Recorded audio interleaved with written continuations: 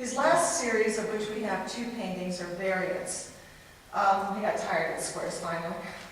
And so these are basically double the size of our globe painting. Globe is 48 by 48 inches.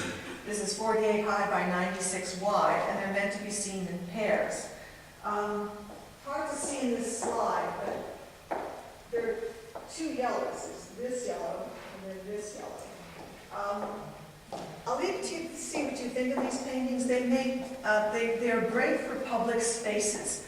I don't know that they really managed to convey the color sophistication. They do in some ways, but I still think it does better on a smaller scale on paper. But prove me wrong, please. Here's some of the works that would be done by his colleagues, students, friends. From the Bauhaus era, we have, these are all small, a watercolor by Moholy-Nagy in our collection, a lithograph by Lissitzky, the Russian constructivist, because that's the other thing people forget. The Bauhaus had guest teachers. Did you know that Theo von Doesburg, who was, he and Mondrian were the founders of De Stijl, the Dutch De Stijl movement. Theo van Doesburg moved to Weimar and opened a teaching space across the street for a number of months, and the Bauhaus students would go over there and learn from him, but the Bauhaus administration would not invite him in to become part of their faculty.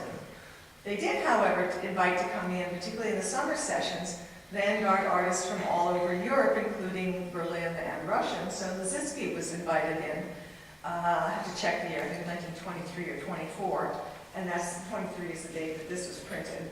And that is a De Stijl relief by an artist named Duhamel. It's kind of a stretch. It's just that our Mondrian painting is not in good condition. We don't have Theo van Doesburg in the collection.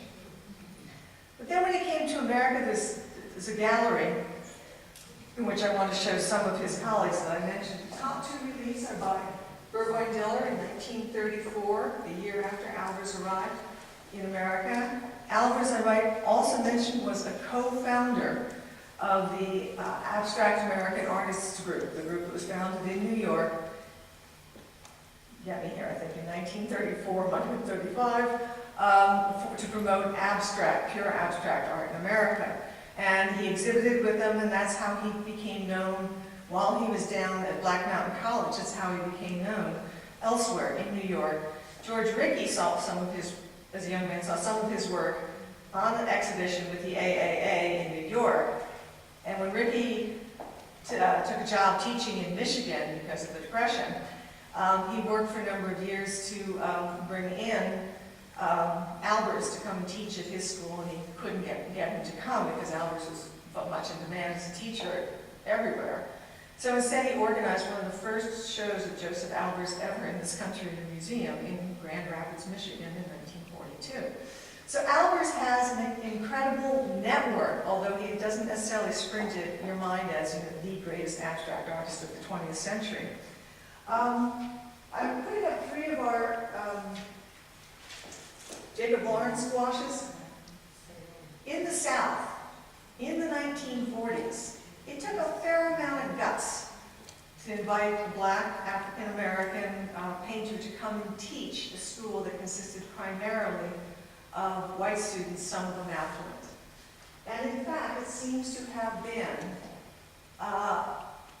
one of the catalysts in Lawrence's own career for adjusting his style. If you look at what he made in the late 20s and the 30s, his images of African Americans working, usually quite small because he had no money, often on canvas, and then they got a little bigger, and then he started using paper as more affordable. He actually made these. I think it's these two. I'll have to check.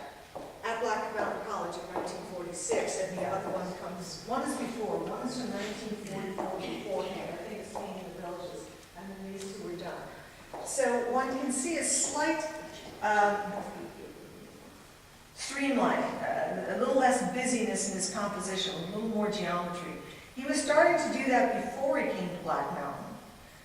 I don't know enough about Jacob Lawrence to know whether it really had that impact. It just struck me when I was pulling these out of storage to look at them that between 44 and 46 it changed. And then when he was gone again, by 1950, it had moved on to something else altogether, more geometric but busier. In other words, non-Albers.